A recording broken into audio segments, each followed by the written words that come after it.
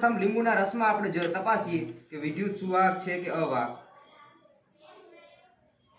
તમે જોઈ શકો છો કે વિદ્યુત સુવાહક છે એટલે લીંબુના રસમાં આપણે લખીશું કોણા વર્તનમાં હા અને વિદ્યુત સુવાહક. દૂધમાં આ દૂધ પણ વિદ્યુત સુવાહક દર્શાવે છે.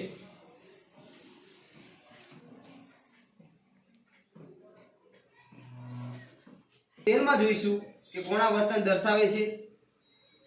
તમે જોઈ શકો છો કે તેલમાં લાઈટ થતી નથી. એનો મતલબ કે તેલમાં ના લખશો. છાશમાં કોણા વર્તન દર્શાવે છે. જો છાશમાં પણ વિદ્યુત પ્રવાહ પસાર થાય છે અને સરસ આપણે જોઈ શકીએ છીએ કે લાઈટ થાય છે.